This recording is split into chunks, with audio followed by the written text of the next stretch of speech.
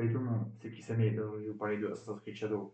Et oui les amis, je sais, je parle beaucoup de ce sujet-là, mais là je vous jure, c'est la dernière fois, c'est la dernière, voilà, c'est la dernière fois que je parle de ce sujet-là, car là on est à la veille de la sortie du jeu. Et oui, on est le 19 et la date de sortie du jeu c'est le 20 mars. Voilà, le 20 mars, le jeu va enfin sortir, et ouais, je vais vous dire, ne l'achetez pas, voilà. Ne vous faites pas avoir, car là je vais passer un énorme coup de gueule, un coup de sang terrible que je vais passer sur tous les testeurs.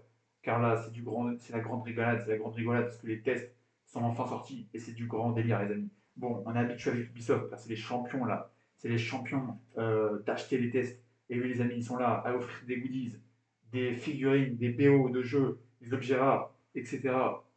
Pour que les testeurs mettent des 18, des 19 sur 20 et allez tous les pigeons là, et vous avez un ça, vous vous détraquez, c'est pas possible autrement pour boire ça. Ils sont là, les gens ils sont là, ils tapent oh le jeu il a 18 sur 20, 18 sur 20, c'est trop bien. Les tests ils sont achetés, vous comprenez pas. Les testeurs, les journalistes sont complètement achetés. Ils reçoivent des goodies, ils reçoivent des places pour le 3 gratuitement, des billets pour Los Angeles gratuits. Voilà, des billets pour Los Angeles gratuits, des figurines rares et compagnie pour gratuitement. Voilà, ils reçoivent des billets bien sûr en dessous de la table pour avoir des 19 et des 18 sur 20. Regardez le Metacritic, Ubisoft, c'est les champions des Metacritic.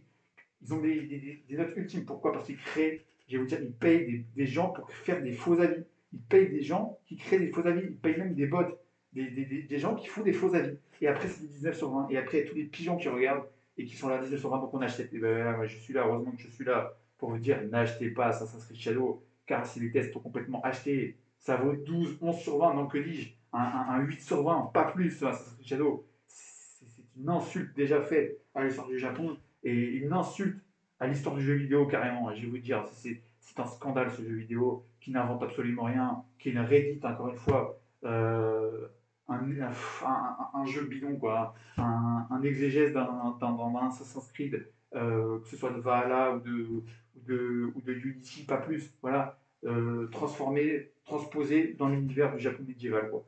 Voilà, c'est le même jeu transposé dans l'univers du Japon médiéval. Ça n'a aucun sens.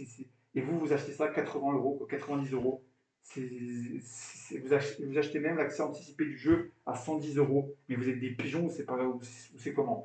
Bon, on va tout de suite aller dans le vif du sujet. 17 sur 20 jeuxvideo.com. Ils ont mis un 17 sur 20. Alors vous allez me dire pourquoi ils n'ont pas mis un 19 sur 20 puisqu'ils sont achetés, puisqu'ils reçoivent des billets en dessous de la table. Pourquoi ils n'ont pas mis 19 sur 20? Parce que ça aurait été évident. Le jeu est tellement médiocre qu'ils ont été obligés pour être crédibles de mettre un 17 sur 20. N'importe quoi, une honte les amis.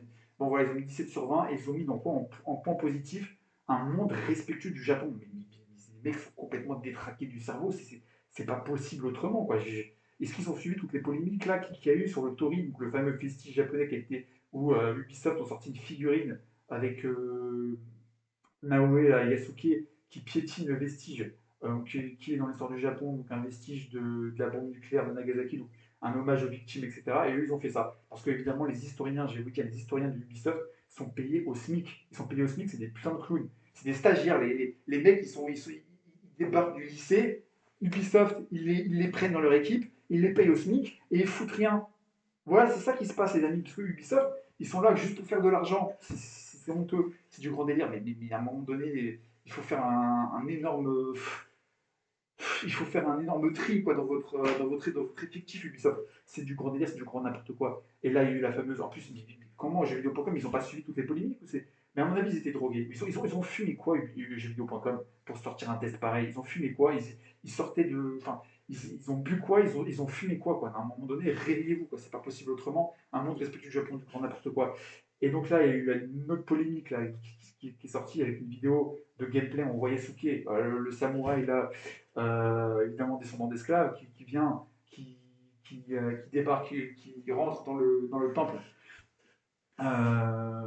japonais et qui vient avec ses chaussures sales, il rentre, voilà, normal, il saccage tout, il détruit tous les bambous, tous les parchemins, et évidemment, il tranche aussi les objets sacrés. Notamment, on a vu une vidéo où il tranche les trois objets sacrés, notamment le miroir, donc le Yate no Kagami, qui est souvent associé à Materasu, donc la déesse du soleil. Pour ceux qui ne savent pas, évidemment, Ubisoft ne le sait pas parce que c'est des feignants, les historiens qui ont travaillé sur le scénario, c'est des stagiaires. À un moment donné, il faut vous réveiller, c'est ça. Ils ne connaissent rien, ils n'ont pas travaillé, ils n'ont pas travaillé leur sujet et du coup, ils ne savent pas. Et voilà, et on voit cette vidéo, effectivement, où on voit Yasuke trancher voilà, les trois objets sacrés, et donc le Yateno Kagami, donc le miroir sacré, associé à Amaterasu, la déesse du soleil. Ce qui est une énorme insulte, hein, évidemment, faite aux Japonais. Il y a même eu un politicien là qui a fait une vidéo où il a critiqué le jeu ouvertement. Voilà. Je vais vous dire, même, il y a même au Japon une pétition pour interdire le jeu, quoi, tellement c'est un truc de malade. Mais à un moment donné, et eux, ils te foutent quoi? Ils te disent quoi? Ils te disent un monde respectueux du Japon. Mais quel scandale, mais ils sont complètement achetés. Il y a Gamecube qui a mis quoi? Ils ont mis un 8/10. 8/10 à ce jeu bidon, quoi. C'est à un moment donné, Gamecube, c'est la plaque du siècle, quoi, Gamecube.